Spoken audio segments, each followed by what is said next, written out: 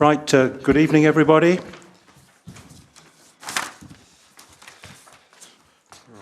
make sure I'm at the right meeting. Right, welcome to the Wokingham Borough Council Planning Committee of the 9th of October.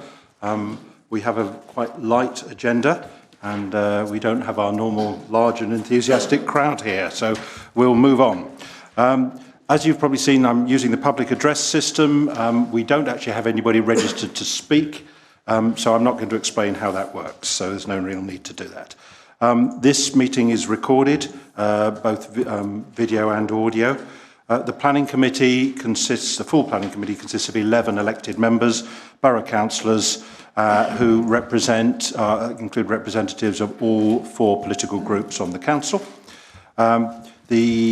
Supported tonight by a variety of professionals, because as planning committee members we are but amateurs. On my far right is Callum Wernham, who is the Democratic Services Officer and Clerk to this committee. Next to him is Mary Severin, who's the Borough's Solicitor, to give us any professional legal advice or guidance that we may need. On my immediate right is Councillor Chris Bowring, the Vice Chairman. I'm Simon Weeks, I chair the committee. On my immediate left is Conor Corrigan, who is the SDL Delivery Manager, and at the end is Judy Kelly, the Highways Development Manager, and the planning members are sitting on the left and right. It's quasi-judicial, set procedures, and I'd ask you just to comply with the directions provided by the Chair. And I don't need to discuss the issue about speaking because we don't have anybody registered to speak. Finally, a reminder that our role is to determine any valid planning applications using prevailing local and national policy. Our role is not to suggest alterations to schemes, whether they are a good idea or not, whether they are needed, whether they are value for money, whether they are costly, whether there are alternative uses. It is the applicant whose application we're here to consider. So we now move on to the main agenda. Do we have apologies, Callum? Yes, Chairman. Apologies submitted from councillors Gary Cowan and Pauline Jorgensen. Okay. Right. And I have in front of me a set of the minutes, or a copy of the minutes from the last meeting. Do any members have any issues that they would like to raise from the minute? Any matters of accuracy or inaccuracy? In that case, I shall sign them as an accurate record.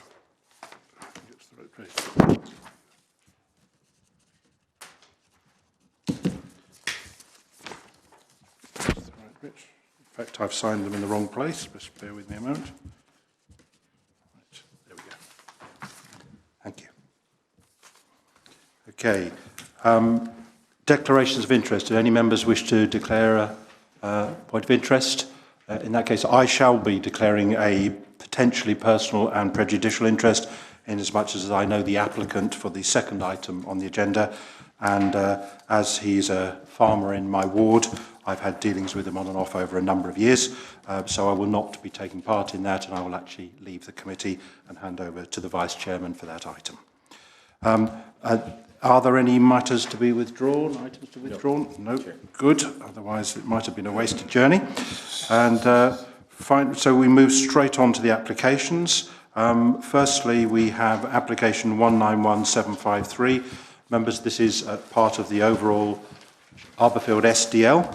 And this application is obviously linked to a previous outline permission because it's a reserved matters application coming forward. And we'll go straight across to Alex.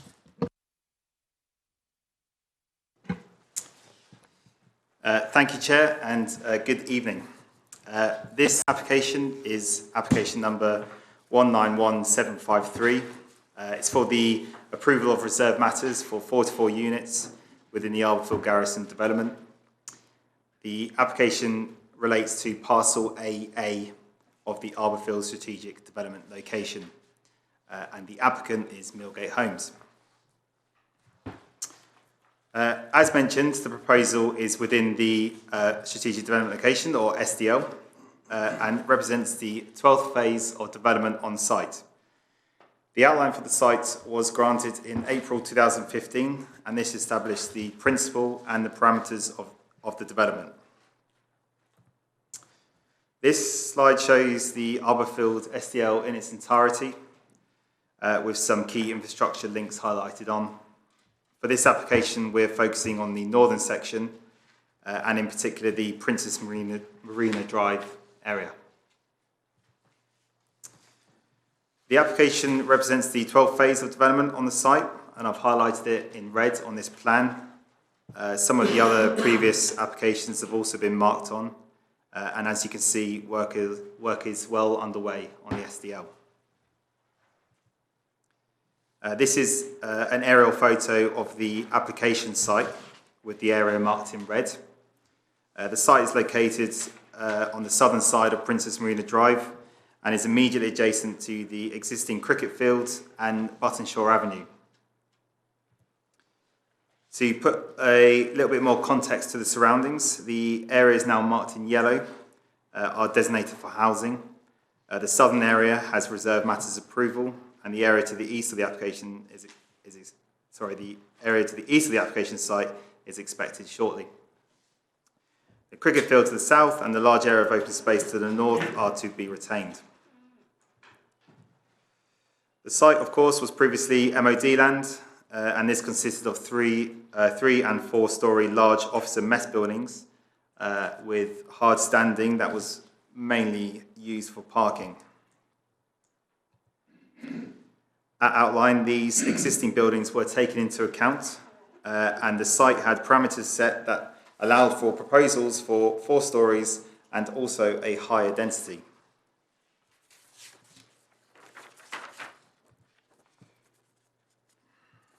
So, this is the proposed layout for the site. The plan consists of detached and semi-detached units along the north, east and west boundaries, and an apartment block on the southern boundary facing out onto the cricket field. The proposal includes 1 access of Princess Marina Drive and 1 internal road for access to the apartments. With regard to the previous slide and the outline parameter plans, the proposal is compliant with these parameters, all apart from the proposed density. The higher density proposed in this application is mainly due to the apartments being located here, which by the very nature of the tenure tend to push density up. However, when considering the scheme as a whole, overall the proposal is considered to be well designed, particularly with the apartments overlooking the open space, and therefore considered acceptable. It's also worth noting at this point that while the parcel is slightly higher in density than the approved parameters had expected, other parcels such as Phase 7 and Phase 11, for example, have a lower density than what was originally expected, therefore balancing density across the wider context of the development side. Moving on to the design and architecture of the proposal, the application proposes a more traditional design that reflects the proposals approved in parcels within the immediate area. Additionally, the Part 3, Part 4-storey apartment block has been designed to face out over the cricket field, which offers natural surveillance to these areas. In terms of access and movement, the main access is off Princess Marina Drive, as well as 5 units having direct access from Buttonshaw Avenue. This plan is slightly different to the plan within the committee agenda, as this is a revised plan received after the writing of the report. This plan addresses comments raised by Arborfield and Newland Parish by removing 2 parking spaces adjacent to the junction with Princess Marina Drive and redistributing the parking elsewhere within the site. This is to reduce the amount of potential reversing and increase safety on this junction while still remaining in compliance with Wokingham standards. This is considered to work much better than before and raises no objection from the highways officers. With regards to affordable housing, as detailed within the report, the application put forward proposes no affordable units in this parcel, so therefore this needs to be taken into context with the rest of the site and the rest of the site-wide provision. I appreciate it's probably quite hard to read this on this slide, but this is the most up-to-date indicative affordable housing strategy for the site. And on this strategy, the parcel highlighted, quite near the bottom in yellow, parcel AA, this application is shown to have no affordable units. However, in some other parcels that are either approved or expected, there is a higher provision of affordable units proposed. This therefore balances out the provision on the SDL as a whole, which is still shown to provide the overall level which was secured at outline. Therefore, with this in mind, the proposal is considered acceptable in this sense. In terms of other policy standards, the proposal is compliant with both local and national policies for things such as internal space standards and parking standards. The only deviation from these policies are two gardens, shown here on the right, plot 8 and plot 9, that are a metre short of our standards. This is due to that space being required for rear access for the two properties, so that's for things like cycle storage and bin storage. Therefore, as there's only 2 units falling below this threshold, this standard, the proposal is considered to be acceptable, particularly given the open space available to the north and south of the application site. So finally, just to run through the members' update, there are a few minor changes really. So one regarding the clarity of the parish that the actual site, the parcel was located in. An alteration to condition 2 to now include the plans, and finally a response to the parish consultation and explanation of parking. So to therefore conclude, it's recommended that proposal is approved subject to the conditions within the report and the members' update. Thank you, Chair. Okay, thank you. We don't have a ward member here. I would just get from my own notes, a couple of points I think it might be useful to clarify before we throw it open. Obviously the officers' and sergeants' mess that was there before was a series of pretty monstrous buildings. They, I believe, were 3 and 4 storey. Do you believe this is a significant improvement in terms of the amount of area that is covered in building? Because my perception is it's significantly smaller than what was previously covered. Yes, very much so, and also the removal of quite a lot of that hard standing, which was quite damaging, I think. Right. You referred to it as parking. I always thought it was a barrack square, but no. Okay. The other thing I just wanted to check was the issue about the affordable housing. Am I correct in that Crest Nicholson, who were the primary applicant on this, they are the people, through monitoring by us, responsible for ensuring that the overall provision of affordable housing on the entire scheme meets the legal agreement? Because obviously we're going to have cases where something like this with no affordable housing, we may well have a package at a later date where all the housing is affordable. Yeah, okay, fine, all right, okay. All right. And the last bit I just wanted is the issue relating to the density, because obviously this is a little on the heavy side in terms of density.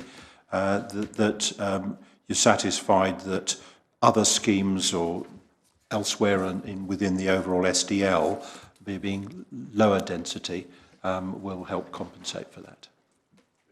Okay, all right. I'm going to work my way around clockwise. Start with Stephen. Thank you very much, Chairman. Thank you, Alex, for the presentation and for the report.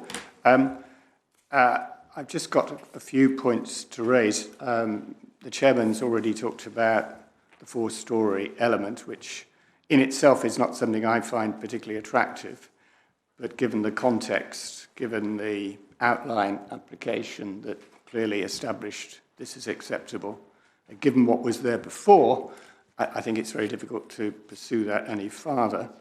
But there are 2 issues I'd like to raise. One has already been touched upon by the Chairman, and that's the affordable housing element. It's touching, in a way, that the Chairman has faith that we might be able to get up to the 35% by in the subsequent phases of development. At the moment, we seem to be lagging very, very far behind that. This one's 0%, which is clearly a lot lower than the others. But I didn't notice any going into the 30%, so I might have not been able to read it properly. There was one for 32, was there? But there were an awful lot for rather less than that. So I'm concerned about that. Okay, could I perhaps just answer that, because this was a point I did raise on Monday.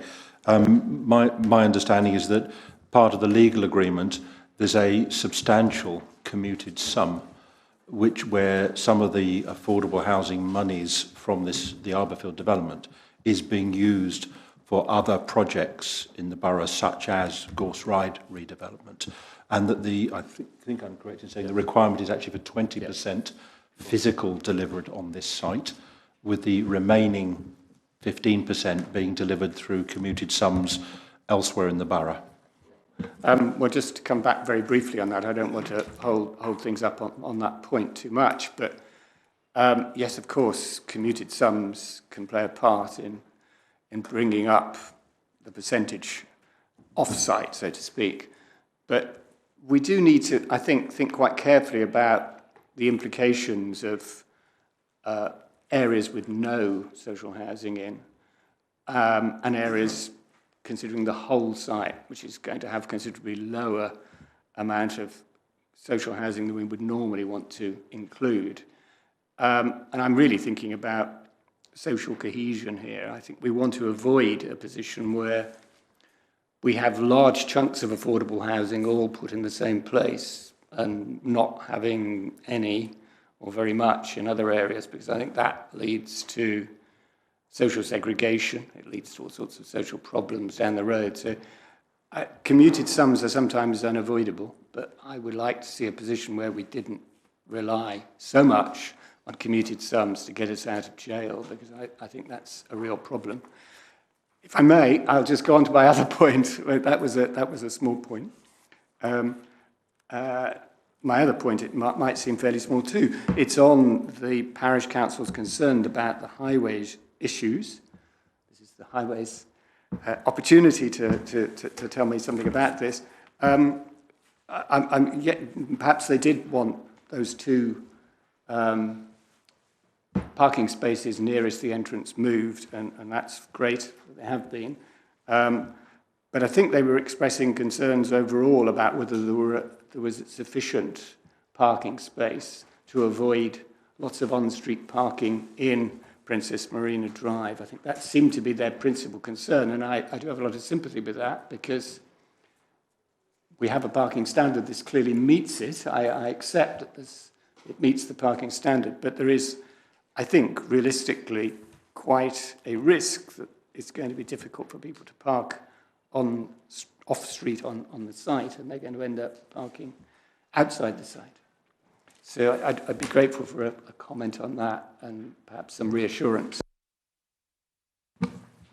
So yeah, you're correct that the site does meet the parking standards. It's got the right level of unallocated and visitor spaces for the amount of allocated parking proposed. The developers actually moved 4 parking spaces away from the junction just to avoid that safety issue with the parking bays and the visibility with the landscaping that was proposed. So it does meet parking standards, so it's policy compliant. In terms of any overspill parking on Princess Marina Drive, it does have double yellow lines on it, so it's got parking restrictions. So I think that would be quite unlikely. Even going into Buttonshaw Avenue, just adjacent to the boundary as well, there's also double yellow lines in there. So I think really there's not much more that would be required, in my view.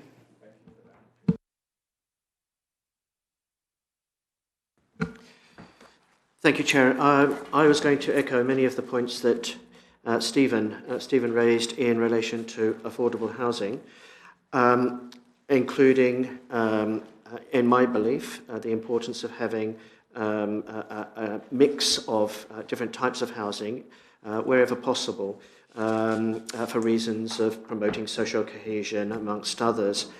I am puzzled on page 23, under point 16, in the reference to affordable housing, the statement that the strategy proposed no affordable units for parcel AA on the basis that 8 to 9 affordable units, that's about 20% of the 44 there, would be inefficient in terms of management.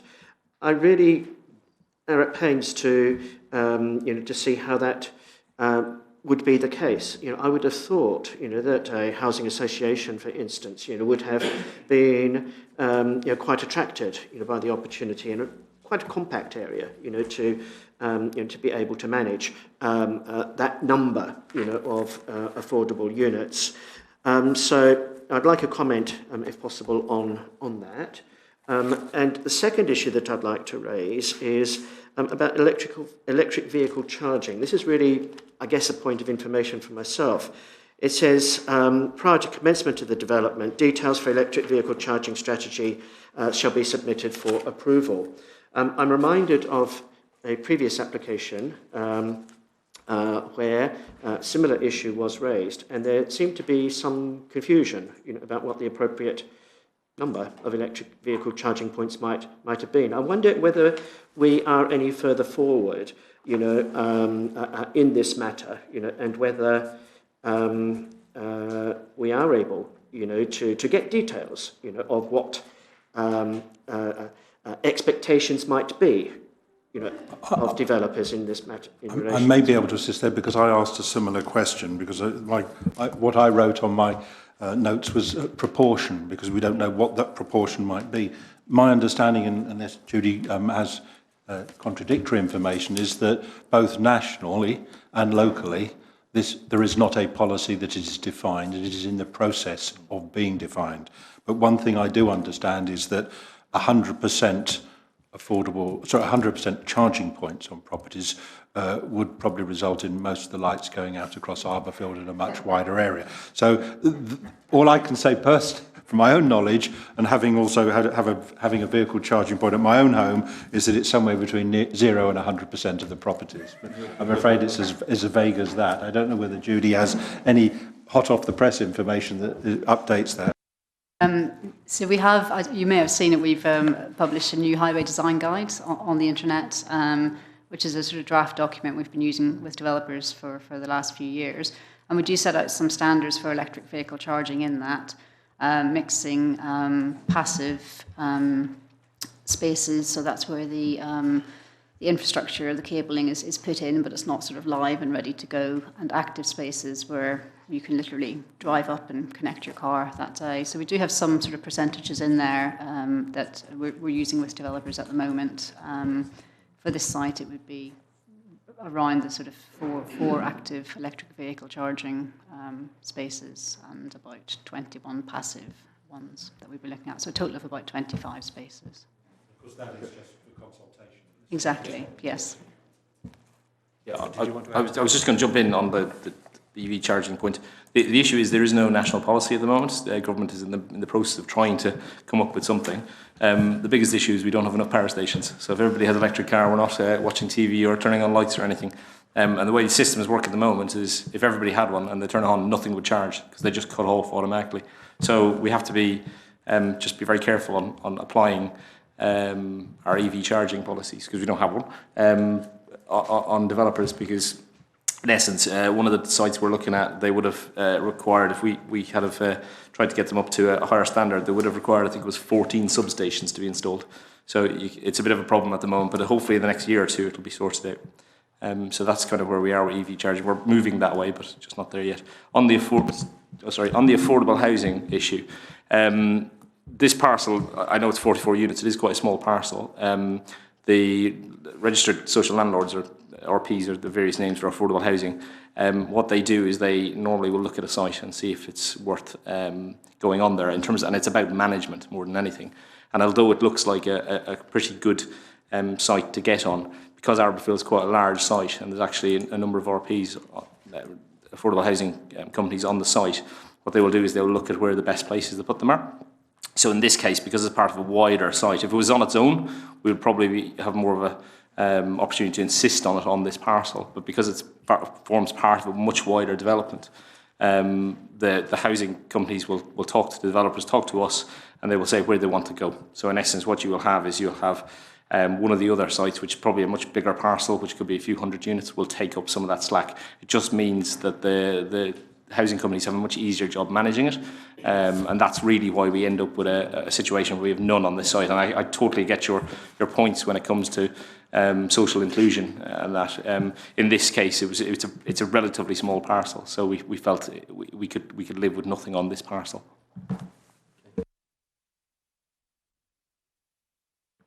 Thank you. I've got a quick comment and then I've got a few questions, some of which I've already asked Alex on email, so you should have the answers hopefully. If not, I've got them. But just to get it out into the ether. The first point to make is on page 12, it talks about this previously being a sergeant's mess, and I've just heard it referred to as an officer's mess. I'm sure Angus will agree that those would normally be kept several miles apart on a military base. You know, they don't want us oiks getting too near to the Ruperts. So yeah, I'm not sure which it was. Sergeants, okay. Yeah, it seems a bit green to be the sergeant's mess around it, but anyway. Okay, the first question is, it says that on page 23, paragraph 15, talking about the affordable, you'll be surprised to hear I'm talking about affordable housing. These units would be absorbed into the other larger and more sustainable areas of the SDL. So I'm just interested, why is this not a sustainable area? Because it seems to me like it's got a mix of small houses, flats. It seems to me to be a reasonable, I've seen them put, in fact, looking at the figures, I have the ones from March because the others ones I could find, but there are several parcels that have a similar number of affordable rented homes as this one. So, you know, that kind of mix. So why is this not a sustainable area? I mean, you know, I could understand if this was 20 dwellings, it probably wouldn't be sustainable, but I think 44 makes it probably sustainable in my mind. The other questions, what's the forecast total of affordable homes to be built in this SDL in numbers and percentage terms? And what is the percentage split between shared ownership, social rent and affordable rent for those units? And also on a previous application, I think it was the south of Cutbush one, the preferred affordable housing split from the core strategy of 70% social and 30% shared ownership was changed to 50-50, and there was a sum paid in lieu of that. I think on that one it was £250,000. Is there such a sum on this? I've looked in the legal agreement. I can't find one specifically towards that for that situation. The split is not as per the policy. And my final question is, after getting a mail from Alex about this, he's kind of explained some of the affordable housing figures, and the build to rent PRS numbers were not included in the figures for affordable. So they are private rented. So in terms of when we're working out the percentage of affordable homes, I would assume they would be in the total. Yeah, in the calculations Alex was doing, they weren't. So why are they not in the total? As they're not affordable, they're private rent. Alex, are you able to address some of those? I think one of your questions was, what is the total? And my understanding is because this outline original permission was for 2,000 and the requirement is to have 20% affordable, therefore the total is 400. Yeah. Whereas it would be worth mentioning as part of the Arborfield SDL, the 1,500 houses that are being built in my ward by Legal and General, they're at 35% affordable. And then I think one of the questions was, what's the percentage split between shared ownership? So it's 40% shared ownership, 56% social rent, and 4% affordable rent.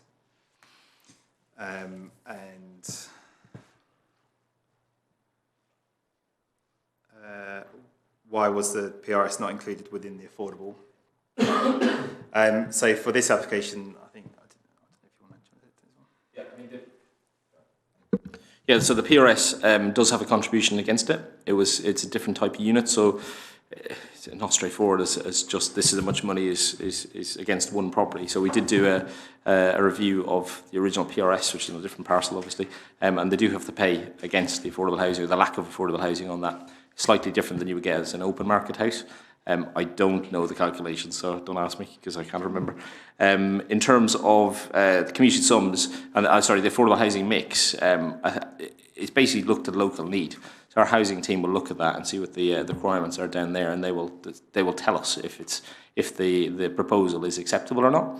In this case, it's slightly different than the 70-30, and the breakdown is slightly different, and it will be based on what the need is locally. And obviously, it's a garrison site, so there's quite a lot of the lower cost housing in that area anyway, so that's probably part of their consideration. Just to add to the PRS section as well, so that the contribution that was secured through that was also through another deed of variation, so that's been secured via legal agreement, aside from the original agreement that was back in April 2014. Yeah. Thank you. Angus? Thank you, Chairman. Two observations. One, very light-hearted. Carl makes the comment about whether that four-storey building was a sergeant's mess. It would never be an officer's mess. Officers wouldn't climb up 4 stories. The other one was alluded to just then by Connor, that, of course, if you take the overall site, the SDL and existing, there is a large amount of, in effect, affordable housing in terms of the army quarters there. But the one point I wanted to make was on page 26, paragraph 32, talking about the TPOs, and right at the end of that paragraph, it said, should not be compromised by the development. Now, my interpretation of the word should leaves some doubt, which I don't think should exist.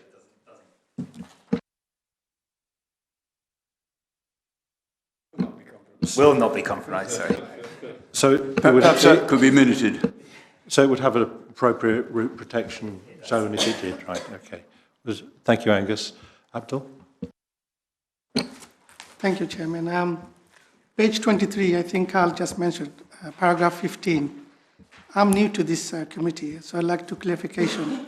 Under application 190805, if we said yes to this house, affordable housing, I understand you fully explain why you're saying no now, or they're moving into more sustainable industrial area.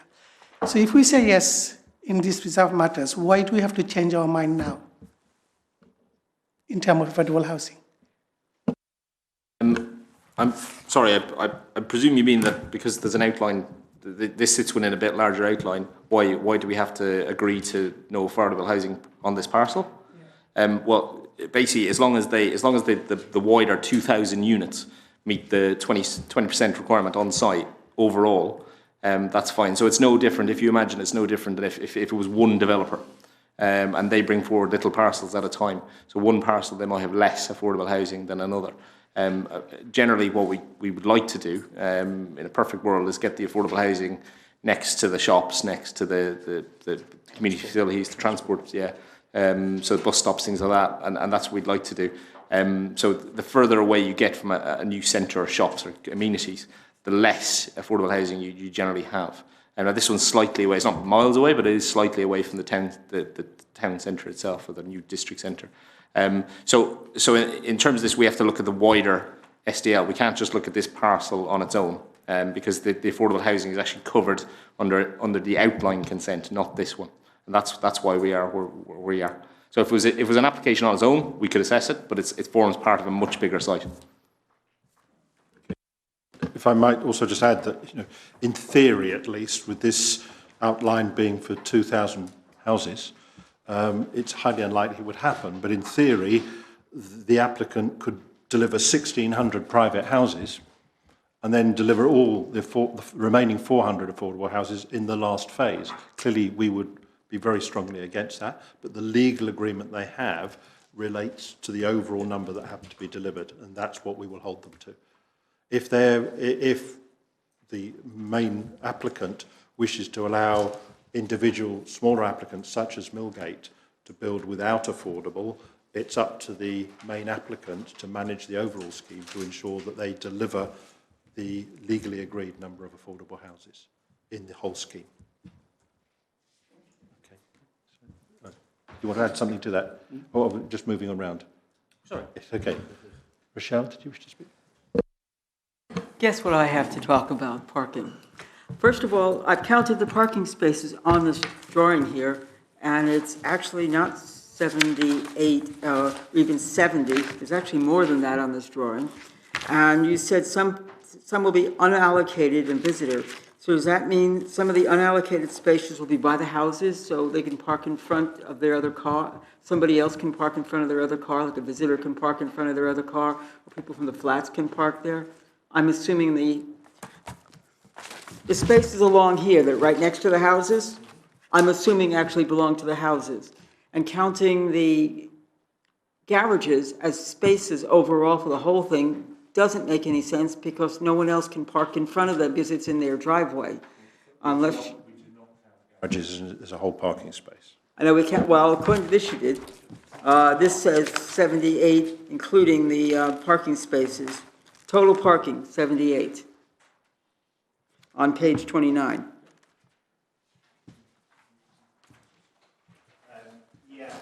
If you go into the members' update, on the third page, there's a revised table, and that also includes parking without, which excludes the garages.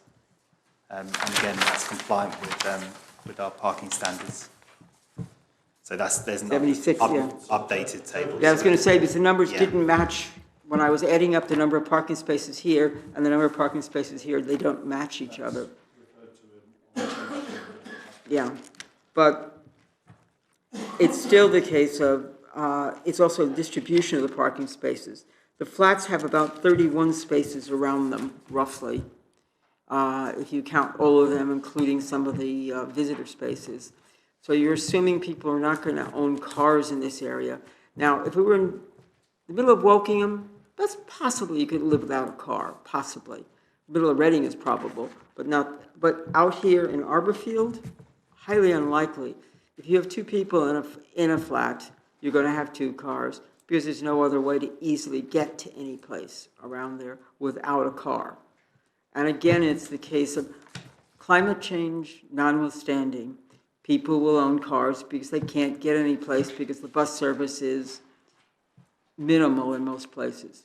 So we are not providing adequate spaces for the cars. I've just been in a new estate that's just in the process of being built, and the cars are all over the place now.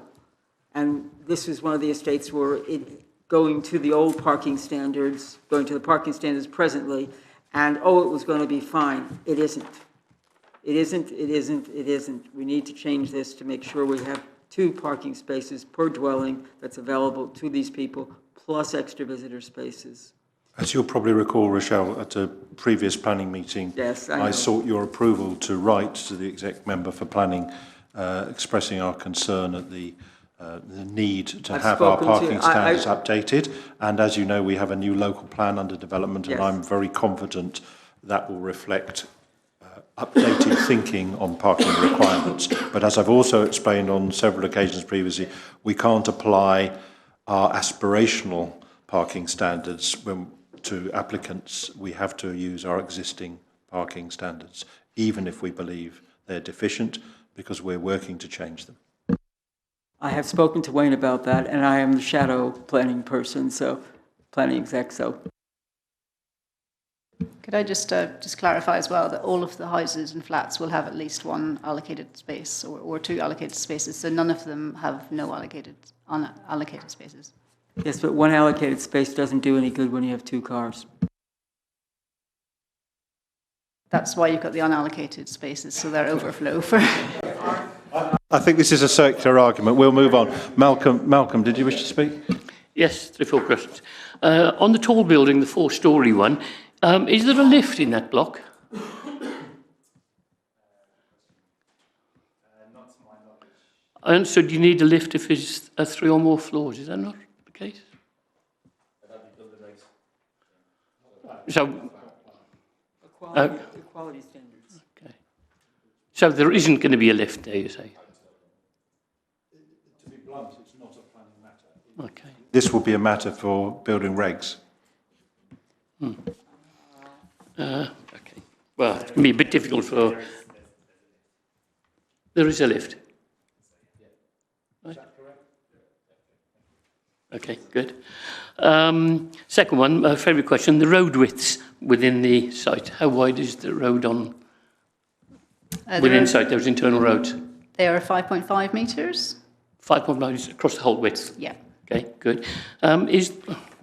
Is there a pavement all the way around, or is that shared space?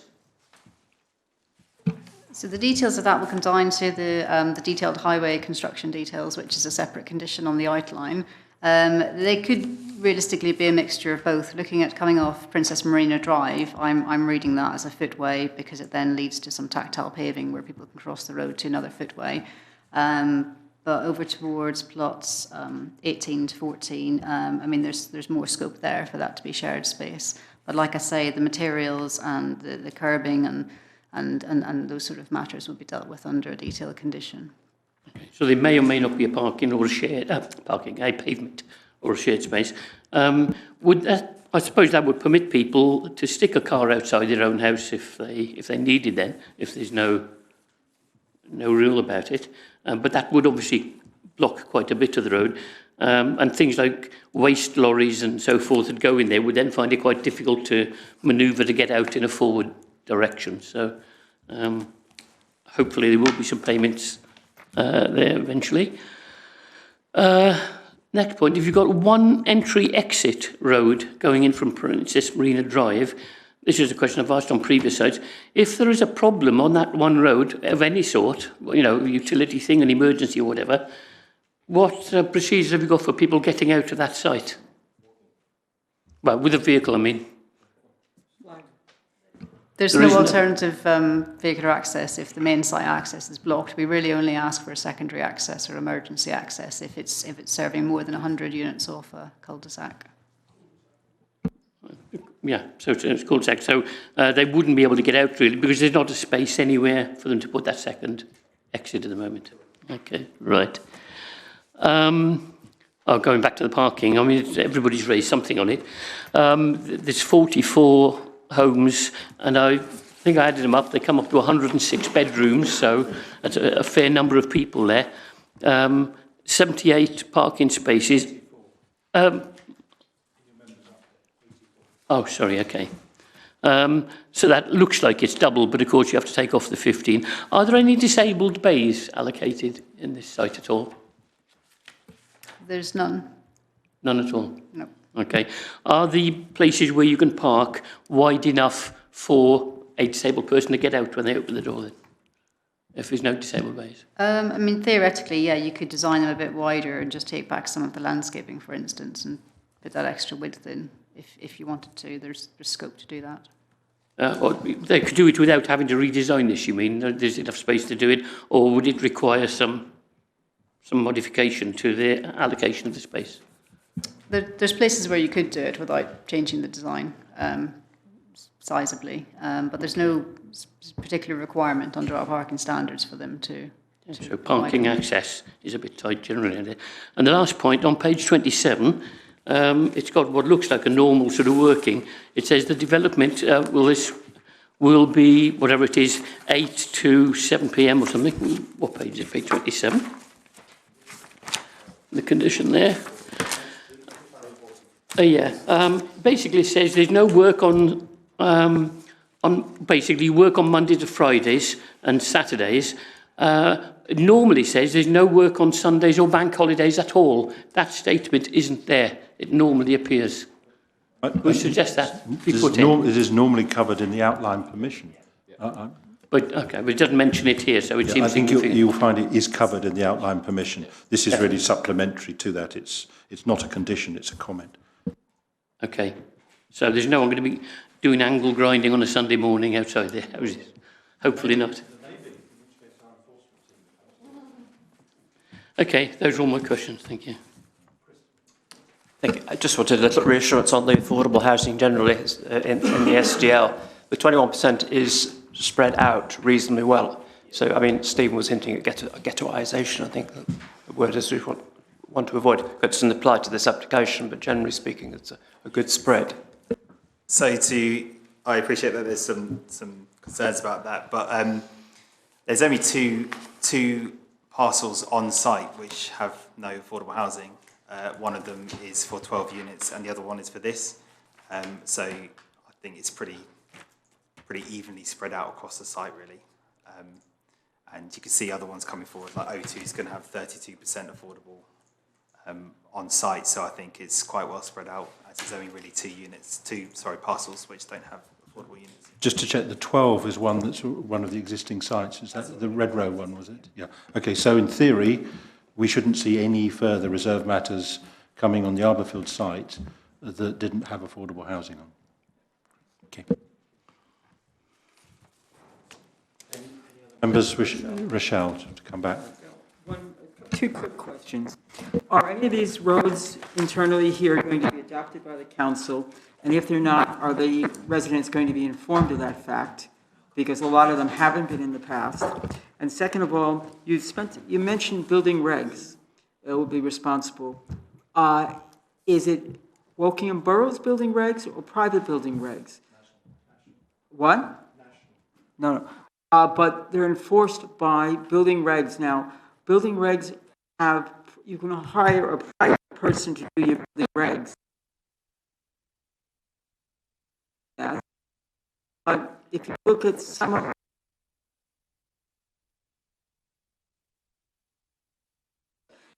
been checked with building regs, and building regs doesn't seem to do it if they're hired by the developer, because they give them a little extra money and the standards seem to disappear.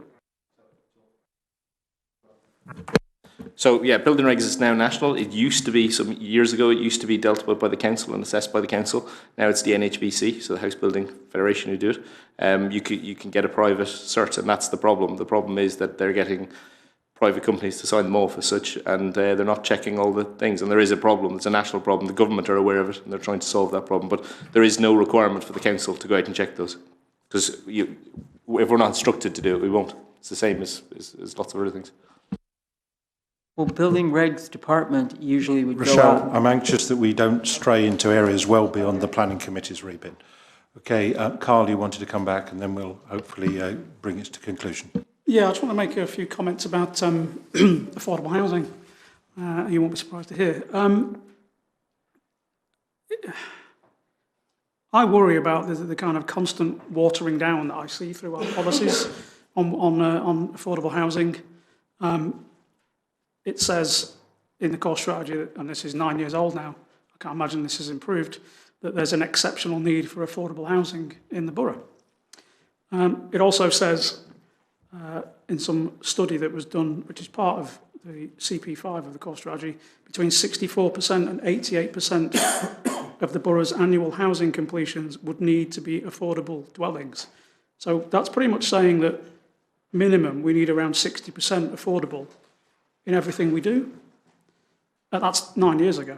I hope the emerging plan will tell us what the figure is now. Then later on, that gets kind of dropped down to 50%. There's a viability study which says that viable development can be achieved with up to 50% supplied as affordable dwellings. So now we're at 50%. It also says 50% elsewhere. And then greenfield sites, it says that we should have 40% affordable. And then the strategic development locations, which are also mostly greenfield sites, are 35%. So there's another little drop. So we're down to 35% now from around 60%. So we're kind of at half what the policy thinks was a reasonable requirement. That was done long before my time, as was the outline planning permission for this SDL, which I wasn't involved in either. So I'm not going to query it, but it seems strange. But if we accept 35%, then we find that we have a legal agreement here which reduces it to 20%. I know that's across all the SDLs that happens. That's understandable. And 15% being accepted as a commuted sum. And the problem's always been for me is what are we getting for that 15%? And I don't think we're getting value for money. I think we're giving the developers Carl, too much. I must encourage you to focus your comments on this application, I not on the broad basis of policy. I'm coming to that, but broad basis of policy does affect what we've been talking about here in terms of there being a 20% and this having none and going towards that. If it was 35%, maybe it will be forced to have some. So we've got a shortfall there. Basically, if we'd had 35% affordable here and a 70-30 social rent split, which I think if you look at the latest housing register information sheet bears out with what we should be doing across the borough. We'd have around 600 affordable houses on this site, and around 400 of them would be social rent. We're actually going to end up with about 200-ish social rent. So we've lost 200 social rent houses here. I'm not even going to include the 30% affordable stuff that's for shared ownership. In return for that, the legal agreement says that, and I think this is right, that we're getting £24 million for that, which is a lot of money. But then you look at Gorse Ride, which always gets a mention when there's affordable, and that costs 28 million of commuted sums and is going to result in 62 extra homes, not all of which will be affordable if I've read the document correctly. But even if they were, we're talking about paying £24 million or getting £24 million in return for losing 200 social rent homes and spending that money pretty much near enough on getting 62 homes. So, I don't see why we're doing that. It is a policy thing. I accept it's not about this application. This application does have 44 dwellings. I think there should be 35%. I don't see any reason. There's lots of talk about viability. There's no viability issues here. I don't see any genuine reason why there shouldn't be 35% across this whole site and the SDLs. However, that was agreed before my time. So I have no absolute planning reason to refuse this, but I will be voting against it as I voted against every single parcel that doesn't deliver 35% affordable. Thank you. Right, I think everybody has now said their piece. Members, we have a clear recommendation in front of us that is supplemented by page 1 and the top of page 2 of the members' update. Members, could you please indicate whether you're prepared to support the recommendation to approve planning application 191753?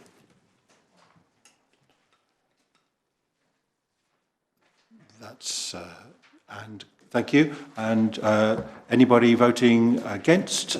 Thank you. So that planning application is approved. And we can now move on to the second item, which, as I previously indicated, I will not chair, but I will be returning at the end of that session.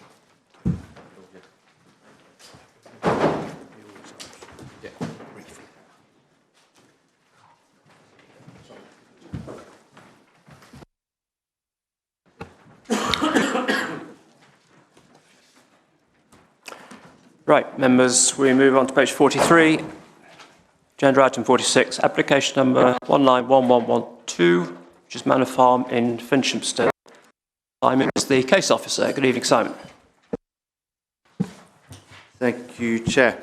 Manor Farm is a 36-hectare farm in Lower Finchampstead. It produces soft fruits. It has an existing 42 polytunnels covering 4.85 hectares. This application is retrospective, follows the enforcement inquiries that were undertaken by Council earlier this year.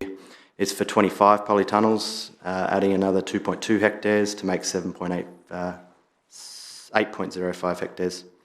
The polytunnels are used for strawberry propagation. They're not for strawberry picking. The plants are grown on the site. They used to be brought into the site. They now will be planted on tables in the polytunnels, and then most of those plants will be transported to other farms in the borough or outside the borough. In effect, it allows for more efficient and sustainable production of the fruits, plants. There were 12 objections to the application. The primary concern being the visibility of the polytunnels. If you're driving along the ridges here, or coming across Jubilee Road, polytunnels will be in this location here. I'll show you some photographs. This is a before photograph, Google Maps. This is currently what the polytunnels look like from the War Memorial intersection.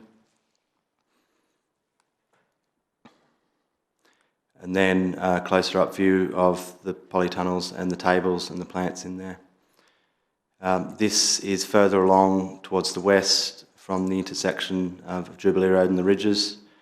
This will be an indicative view of the polytunnels that are taken from the nearest residential property. And this is the area of the polytunnels from the nearest paddock. Returning to the map here, these are the polytunnels at the top end of the area. The visibility, on the issue of visibility, landscape visual impact assessment was submitted. There was a minor to adverse impact. The trees landscape officer has reviewed that policy, the document, and found the proposal to be acceptable. Landscaping will be produced. Condition 2 does require additional landscaping in this area here. If I go back to this photograph here, if you're standing in this point here, the intention is the landscaping will be to this level here, so that will retain views across the landscaping and screen the polytunnels, or the majority of the polytunnels. Other concerns raised by residents was the impact on the heritage significance of the Grade 2 listed war memorial. The conservation officers looked at that application, the impact, and feels that the impact is not significant. Glare was raised a concern from neighbours and from drivers along the roadway. Condition 3 requires additional material details to ensure that there's no adverse impact in that regard. On that point, there's been no traffic accidents in the area since their installation. The only other concern was traffic impacts. Going back to the map here, access to the site is from Lower Sandhurst Road, which is down in the area here. The intention is that given that there's the growth of the plants on site, there'll be no net increase in traffic movements. And in that regard, highways officers raised no objection on that.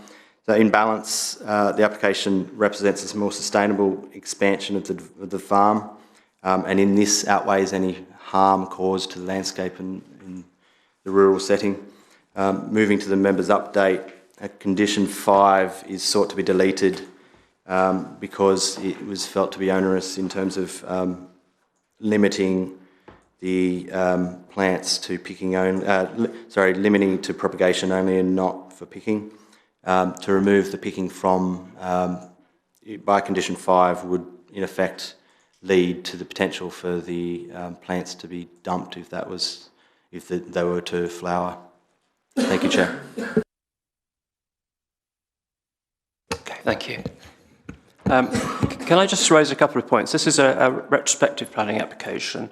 Can I have assurance that that is not relevant to our deliberations? Also, there was a commitment given by the applicant some time ago when the planning consent was last given that there would be no further development, no more polytunnels. So that this contradicts that, but that is also not a matter for us to take into consideration. So can you repeat the first statement? I didn't quite understand your point. That it's irrelevant, that this is a retrospective application. Yeah, more or less. It's retrospective. We can still consider the application on its merits. And if it weren't found to be unacceptable, then we would seek enforcement would proceed. On the second point, paragraphs 14 to 17 deal with the fact that the previous application did indicate that was the last application.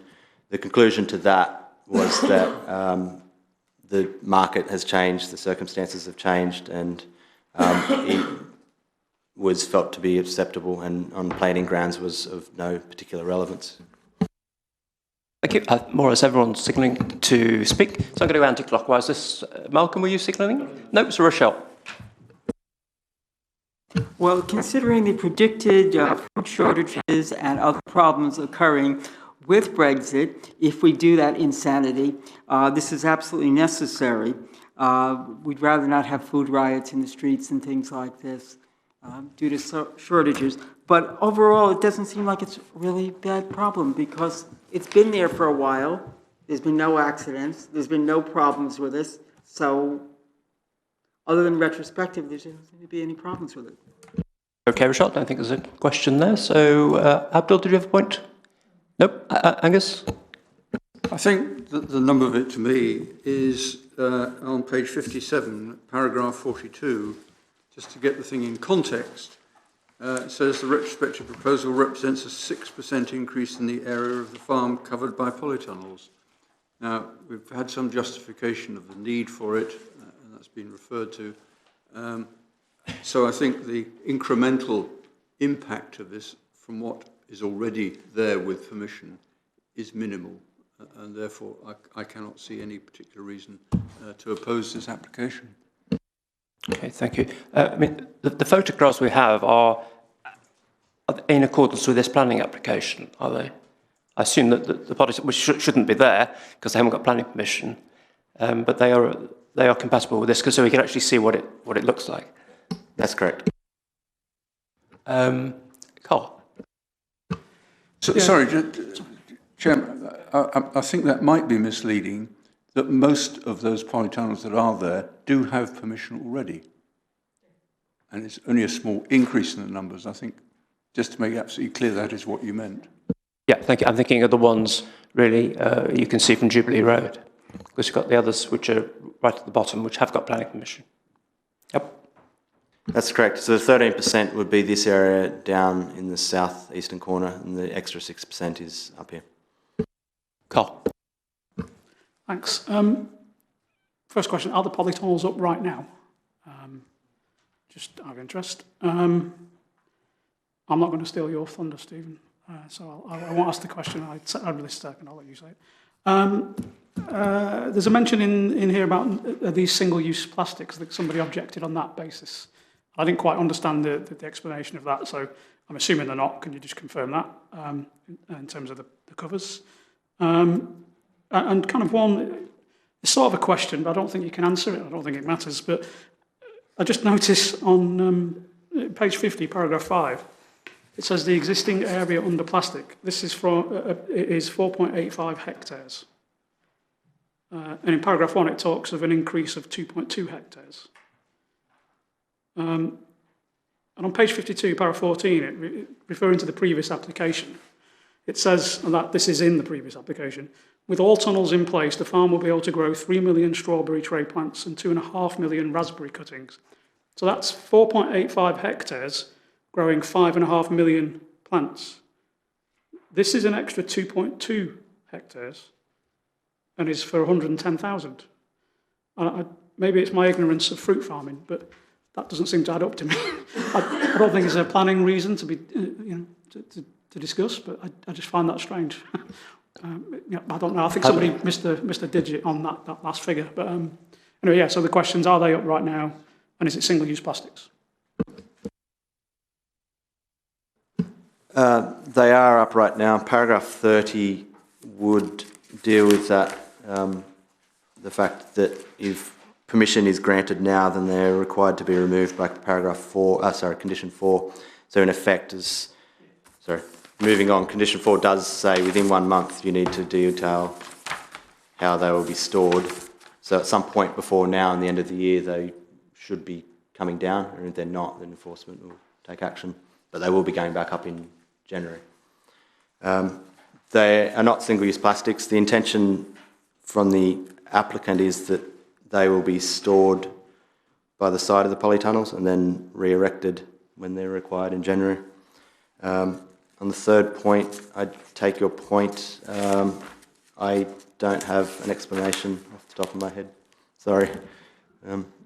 I could analyse it and may have an answer, but yeah. Okay, not sure that makes any difference in planning terms. No, okay. Andrew? Thank you, Chair. 3 points. The additional polytunnels have already been erected, in existence, and it's been mentioned that to date there haven't been any traffic impacts since their installation. Are there any other types of impacts that we might expect? And if so, how are these being monitored?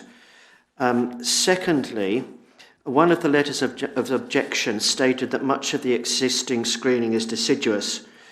The recommendation presented to our committee includes a condition for a scheme of landscaping to be presented. If we were minded to approve this, then I would like to recommend that the landscaping scheme specifies that only non-deciduous plant species be used that would ensure year-round screening. Thirdly, I'm also concerned at a reference in, again, one of the letters of objection to housing of seasonal agricultural workers on site. including, it's claimed in that letter, the use of caravans. I suspect this might not be a material consideration, but if it is, if it might be treated as such, wonder if a condition could be attached that be no increase compared to the last, or most recent season, in the number of such workers being housed on site, or the number of any caravans on site without council approval.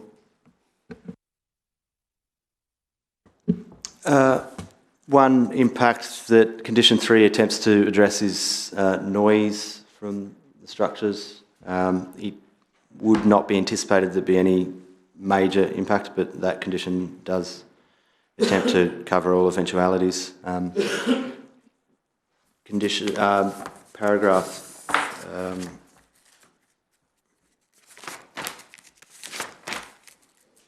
Paragraph 36 to 39 deal with neighbour impacts in terms of the dominance of the structures and the views from neighbour properties.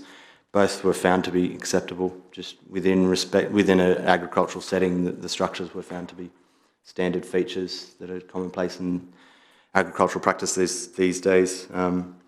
Condition 2 does require additional details, so I can make that point in modifying Condition 2, or you could recommend, sorry. Just to add to that, one of the things, I think, just looking at the pictures and everything, one of the key things is actually the views across and down from the War Memorial. The concern, I think the landscaping condition should cover us, because we can obviously control the species going in. My worry would be you plant a belt of Leylandii, and then you have 100-foot trees that you can't do anything with. So I think we're probably better off with the existing landscaping condition. It'll control the species. Hopefully what we can do is get a hedging in that is more, it'll last, should I say, over the winter as opposed to that. But that'd be the only worry about non-deciduous trees, because they're usually the ones they go for. Yeah. So I think the landscaping, your point's noted, I think the landscaping condition will cover us on that. Yeah, I'm pretty happy with that. Oh, on the caravan, sorry. So if they were to, obviously they can have as many workers on the site, like any farm or anything. If they were to put more caravans on the site, that's different. They would need consent for that. So it would be covered under a different, or we could enforce against it if it was more. So I don't know the history of the site or anything, but in terms of this application, we wouldn't really want to oppose that, because it's not part of this scheme. I'll just add, this is for propagation of plants, so that's outside of the standard season for picking. And there's no proposal to increase staffing levels for this, because the propagation, the movement of the plants is in the January to the June period. It's a bit of a balancing act, isn't it, with the landscaping, because you don't want to destroy the whole view. You're just trying to mask the tunnels as best you can. So it's, I think that's the key thing, is to put the right type of species in that's not going to get too high. They won't block the views, but it will also screen the polytunnel. So our landscape officers, they're obviously qualified to look at what tree species or hedge species go in. So I think our condition is strong enough to cover that. Right, thank you. Do you want to come back? I haven't forgotten you, Stephen. Did you want to come back, Andrew? You okay? Stephen. Very much, Chairman. I have to say, I was interested in the idea of food riots. This would be a very middle-class food riot that protested against a shortage of strawberries. It's quite an intriguing idea. Actually, on the point, of course, this application is predicated on the assumption, I guess, we have a no-deal Brexit, so this is not a question I expect an answer to, but presumably if we don't, we wouldn't need this additional provision. I know there's a contract, so that's a purely frivolous point. But if I could get to slightly more serious points, obviously it's really unfortunate that this is a retrospective application, but as the chairman's quite rightly said, that's not really a matter that we should be bringing into account here. The one advantage of it being a retrospective application is we can actually see what it looks like. We don't have to just kind of make an educated guess on what it might look like. If I could just ask a little bit about the removal of Condition 5. I should have said, Simon, thank you for the report and thank you for your presentation. But I'm just, I hope this doesn't sound frivolous, but I was wondering what do strawberries unexpectedly fruit? That surprised me. But more importantly, I'm a little bit concerned. There seems to be, we were talking earlier on about, because this would be propagation only, this isn't going to generate more traffic movements, and yet we're removing a condition that requires it to be propagation only. So I just need a bit of reassurance on that. Other than that, I have to say, however unsightly these polytunnels are, they are now a feature of modern farming. We just do have to accept that. I'm afraid they're commercially necessary. So I'm not going to be voting against the application, but I would like some reassurance on this withdrawal of, or removal of condition 5. It's really just to do with reasonableness of the condition. That you can get 2 strawberry growing seasons in the UK if it's good weather. I think they had this year actually. So you can get that. The idea would be that they can't actually pick their own. What they could end up as having a crop that they just bin, and they have to bring the trucks in anyway to get rid of them. So that in terms of the level of truck movements, which is really the key that everybody's concerned about, I think, reading from the report, it shouldn't change. It's not really reasonable to ask a farmer not to pick and just bin their stuff. It's no different than veal, I suppose, in that way. So it's not really a reasonable condition for planning to impose on that, because it's actually interfering with the farmstead and how the farm operates. And because the level of truck movements or the level of vehicle movements is not going to be any greater or impact significantly on the road network, it's not reasonable. And it's very difficult to enforce unless you're sitting there all day waiting for them to do that. So that's the reason we took it off. I presume that if they require some special permission to go to pick your own or something like that, because obviously that potentially could cause all sorts of problems. To be honest, I don't know is the answer to that question. If pick your own is any different, given the commercial type of this farm, and knowing some of the other farms that work in this way, they would probably only sell to the Waitrose and the Tesco's of this world, and they wouldn't have pick your own because it's a large commercial, and the purpose of it is to actually sell the plants off to other sites to do so. I don't imagine it would ever do that. That's not to say in the future it couldn't, but that condition is not really reasonable on the farm itself. It could, I mean, you could be bidding £300,000 worth of fruit. So, I think the business is that he's selling on the plants, isn't he? Yes. So you can't have pick your own because there aren't any strawberries to pick. Yeah, but he's selling them on to other farmers. You could have a crop with a